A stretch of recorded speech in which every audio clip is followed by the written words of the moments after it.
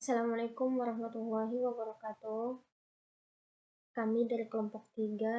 Perkenalkan, nama saya Israwati Harahap, rekan saya Cici Sesmita dan Muhimmatun Nur Asia.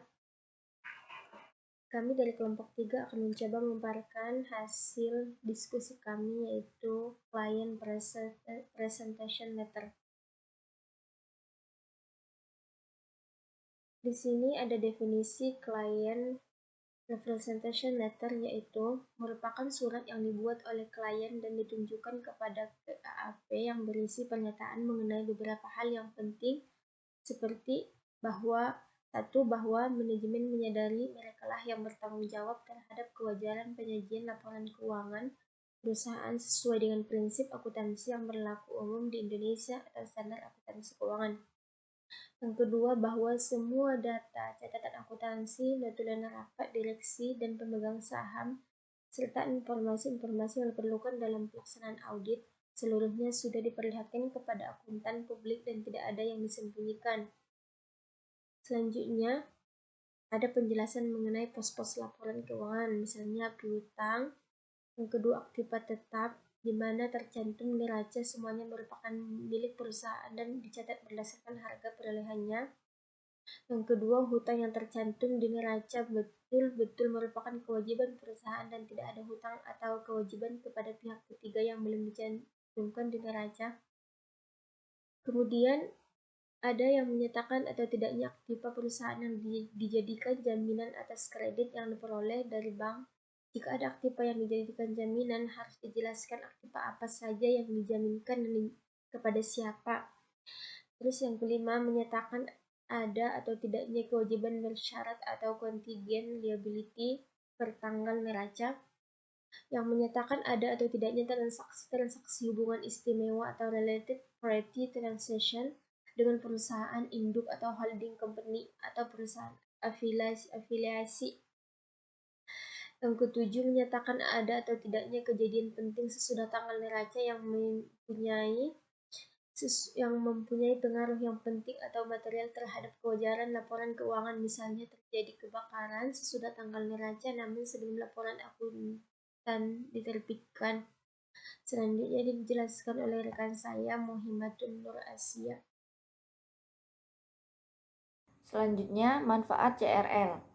Manfaat Client Representation Letter bagi kantor akuntan publik sangat besar sekali. Misalnya, jika ternyata klien tidak mencatat transaksi perusahaan secara keseluruhan atau ada bukti-bukti yang disembunyikan atau tidak diperlihatkan kepada kantor akuntan, sehingga ada pihak-pihak yang menggunakan laporan keuangan klien dan merasa dirugikan, lalu mengajukan tuntutan kepada akuntan publik di pengadilan. Dalam hal ini, akuntan publik dapat menunjukkan surat pernyataan langganan tersebut sebagai bukti di pengadilan, sehingga tidak bisa disalahkan. Jika akuntan publik tidak memiliki surat pernyataan langganan, maka ia bisa disalahkan di pengadilan dan harus membayar ganti rugi atau dicabut izin prakteknya oleh Menteri Keuangan jika terbukti lalai dalam pemeriksaannya sehingga merugikan pihak lain.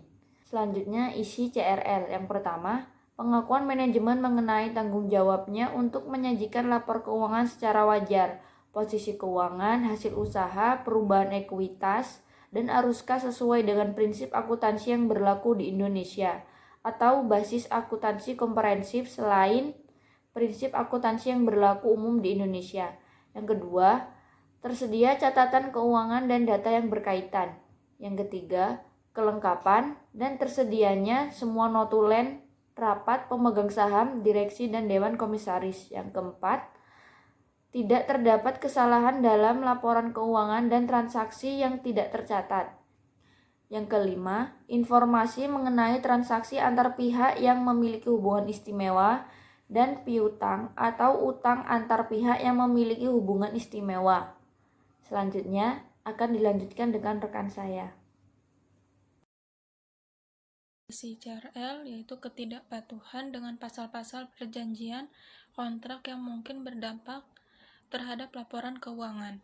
dan informasi mengenai peristiwa ketidakberesan yang melibatkan manajemen dan karyawan, lalu komunikasi dari instansi pemerintah mengenai ketidakpatuhan terhadap kelemahan dari praktikum laporan keuangan, dan rencana yang mungkin akan mempengaruhi nilai atau klasifikasi aktiva atau kewajiban, dan pengungkapan saldo kompensasi atau perjanjian yang menyangkut pembatasan terhadap saldo kas dan pengurangan kelebihan atas keuangan persediaan menjadi nilai yang dapat direalisasikan dan rugi dari komitmen penjualan. Ada hak atas aktiva, hak gadai atas aktiva, dan aktiva yang dijaminkan.